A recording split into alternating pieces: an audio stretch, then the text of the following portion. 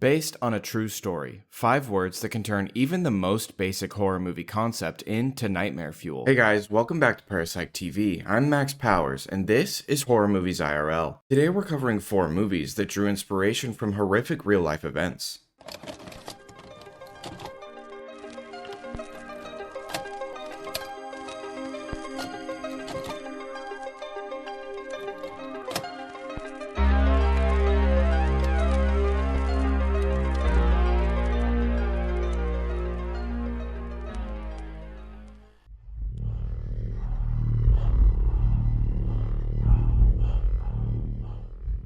When The Exorcist terrified and disturbed audiences in 1973, many probably wouldn't have wanted to know the now iconic horror film was heavily inspired by the real-life exorcism of a young boy named Roland Doe. In January of 1949, 13-year-old Roland was extremely saddened by the loss of his Aunt Harriet, who he had a very close relationship with. Harriet was a spiritualist who apparently encouraged Roland to seek out the paranormal, and answered any questions he may have about it, and even taught him how to use a Ouija board. If you know anything about the paranormal, you know that it's probably just better to stay away from the board altogether, as using it improperly can lead to a demonic attachment, with entities said to mimic relatives in order to trick whoever may be using the board. When Ronald's depression started to worsen, he also began to experience strange occurrences. He heard incessant scratching below his floorboards, and in his ceiling and walls, and water started to drip from his pipes at night, keeping him awake. Worst of all, if he was able to fall asleep, his bed would slide across the floor in a jerking motion. As the family became more concerned, they of course sought help from medical professionals and a local minister, but the paranormal activity only seemed to get more aggressive. Finally, they contacted the Catholic Church, which is when Father E. Albert Hughes was granted permission from the church authorities to perform an exorcism on the boy. However, Father Hughes attempted the exorcism alone, and it did not go well. Father Hughes strapped the enraged boy down on the bed and began the rite. But during the rite, Ronald tore the mattress, removed the spring, freed himself, and slashed the priest, injuring him. Days later, red markings appeared on Ronald's skin and began to bleed. To the family's horror, they seemed to spell the word Lewis. The only meaning the family could draw out of this was that they had family in St. Louis, so off they went. And crazy enough, once they got there, a cousin of the family introduced them to Father Walter H. Halloran and Reverend William Bodern. The 2 Catholic priests, along with the help of several others, performed a second exorcism on Ronald at the family's house in March of 1949, and it would go on for weeks, where again they all witnessed things just like you see in the movie, scratches appearing out of thin air on the child's body and the mattress shaking. Ronald would be mostly calm and tired during the day, but once the sun went down, he would go into a trance-like state and begin moaning a low guttural sound. An X would often appear in bloody scratches on Ronald's body, leading the priests to believe that the boy was possessed by 10 demons. The exorcism went on for 20 days and nights, until finally the group took Ronald to a hospital in St. Louis. While at the hospital, Ronald woke up during a series of seizures and screamed at the priest that Satan would always be with him. So the priests laid crucifixes, rosaries, and holy relics on his body. They screamed out to Satan that if he did not free the boy, Saint Michael would come down from heaven and dispatch him. At 10:45 p.m. that night, Ronald awoke suddenly saying he's gone, and describing a fever dream in which he had seen Saint Michael and Satan fighting over his soul on a great battlefield. Ronald Doe would go on to make a full recovery and live a normal, long life.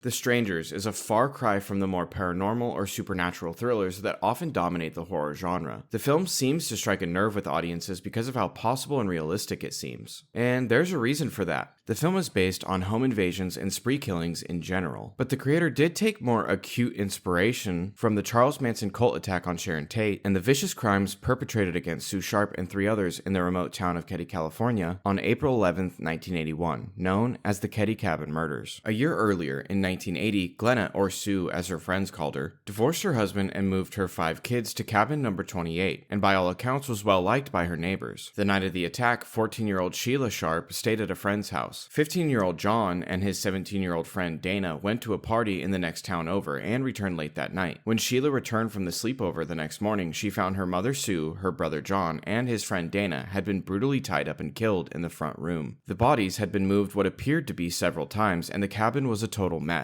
Multiple hammers and knives were found and believed to be the weapons that were used. Sheila sprinted back to the neighbor's cabin, and her friend's father came and miraculously retrieved the other 3 younger boys through their bedroom window. However, it took police several hours to realize one of the children, 12-year-old Tina Sharp, was missing. When Deputy Hank Clement arrived on the scene, he reported blood everywhere. On the walls, the bottoms of the victim's shoes, Sue's bare feet, the bedding in Tina's room, the furniture, the ceiling, the doors, and on the back steps. The vicious nature of the attacks would seem to show a personal connection to the killer, but the ex-husband was quickly cleared, and Sue's 2 young boys and their friend who stayed the night not only were left unharmed, but were believed to have slept through the attacks. That was until the friend Justin Smart told police 2 men had entered the home with Sue, and one of them had a hammer. He even helped police come up with a sketch of the suspects. According to the young witness, it was when John and Dana returned from their night out and immediately confronted the 2 strangers that things went bad. The police did follow that thread, but the lead suspect was none other than Justin Smart's father, Martin, who was the Sharps' next-door neighbor. Martin also happened to be entertaining a house guest at the time, ex-convict John Bo Bodeby. Bo was known to be involved with low-level organized crime, and both men were seen in suits and ties behaving oddly in the bar the night of the murders. Martin told police that he had a hammer that matched the description of the weapon used in the crime, but it went missing shortly beforehand. A few months later, a knife, believed to also have been used in the crime, was found in a trash can outside the Keddy General Store. A full 3 years later, the partial remains of Tina Sharp, Sue's missing 12-year-old daughter, were found along a roadside about 30 miles away from the cabin, with several other pieces of evidence. The very day of the discovery of the bodies, Martin Smart's wife left him, seeming to insinuate she knew of his possible involvement. Afterward, she provided Plumas County Sheriff's Department with a handwritten letter, sent to her and signed by her ex-husband Martin. It read, "I've paid the price of your love, and now that I've bought it with 4 people's lives, you tell me we are through? Great, what else do you want?" The crimes were never officially solved, but Sheriff Doug Thomas eventually resigned under rumors of him intentionally obfuscating evidence and protecting the perpetrators, as he and Martin Smart were close friends. Though in hindsight, it's easy to point the finger. As I said, the crimes were never solved, even after being reopened in 2013.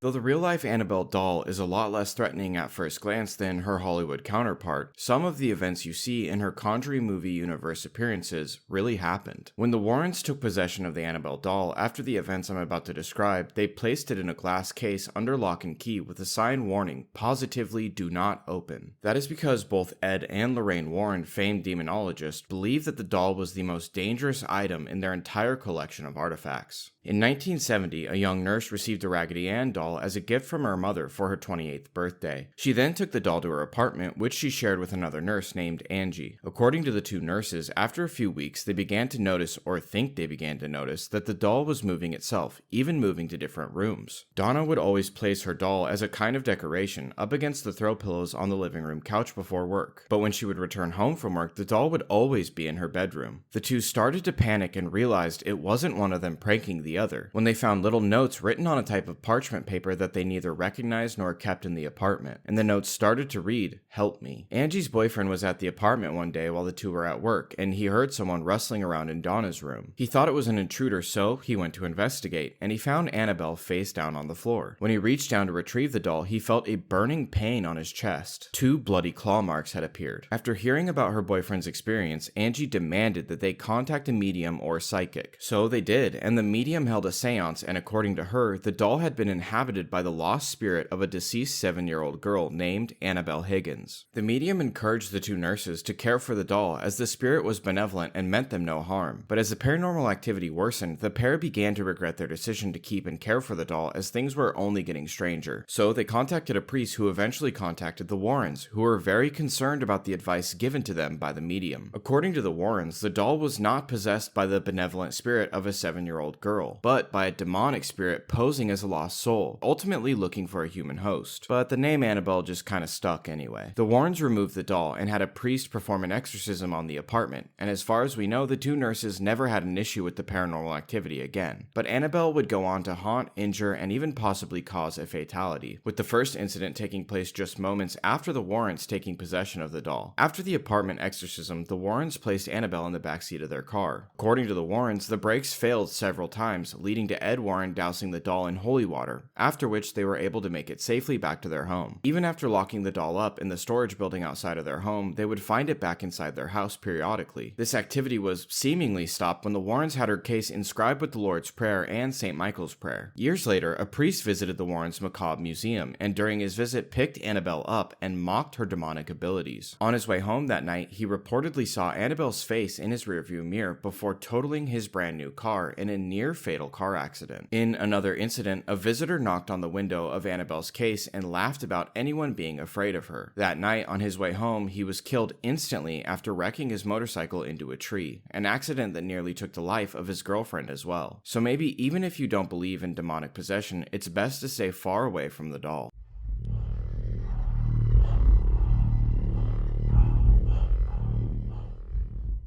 A man named Ed Gein is infamously known as the inspiration behind many horror movies, but the most well-known are Psycho and Texas Chainsaw Massacre. When Ed was a child in Plainfield, Illinois, he found it hard to make connections with the other kids. He had a lazy eye, a speech impediment, and was prone to spontaneous fits of laughter, which made him an easy target for bullies. His mother was an intensely religious woman, claiming that women were vessels of sin and fiercely sheltered Ed and his brother Henry from the world. This caused Ed to almost worship her, and Henry to rebel. Many believe that it's a possibility that Henry was in fact Ed's first victim. In 1944, Ed and Henry set out to do some yard work in their fields by burning away some vegetation, but only one of the brothers would live through the night. The fire got out of control, and when the firefighters showed up, Ed told them that Henry had vanished. His body was found in the burned marsh, but he had no burns whatsoever. He had died from asphyxiation. This left Ed alone with his mother, his only real human connection, and she passed away a year later in 1945. Afterwards, Ed seemingly entered a psychotic downward spiral that more closely resembles the movies his crimes would later inspire. After his mother Augusta passed away, he kept rooms that she used completely preserved just the way she kept them and boarded them up, while the rest of the house quickly turned into a disgusting mess. Ed spent nearly a full decade reading horror novels, studying human anatomy, and learning about depraved Nazi experiments. During this time, he was grave robbing and dismembering the corpses, turning them into various pieces of furniture, like using skulls for bedposts and lamps made of human skin, transforming the Plainfield farmhouse into a dark cannibalistic shrine. It wasn't until November 1957, when Bernice Warden, a local hardware store owner, vanished, that Ed Gein's depravity would come to light. Warden had been last seen at her store by her son, who also saw her last customer, none other than Ed Gein, in the store with her. Ed even asked the son if he'd be out hunting the next day, to which he replied he would be. The next day, when she vanished, it didn't take long for police to connect the dots, catching up with Ed, who pretty much immediately incriminated himself by saying, "I was framed." When the police asked for what, he replied, "Bernice Warden." When they asked what he thought they were investigating, he replied, "Well, she's dead, ain't she?" It was only then that police searched his home and discovered the depths of his vile tendencies. They found the missing woman, Bernice Warden, hanging by her feet from the ceiling, decapitated and field dressed like a deer. They also found skulls turned into soup bowls and his mother's remains inside the house. Gein eventually admitted to killing Warden, as well as Mary Hogan, a young woman who had gone missing years prior. He was declared unfit to stand trial because of his schizophrenia, and after 10 years of treatment, he was found guilty.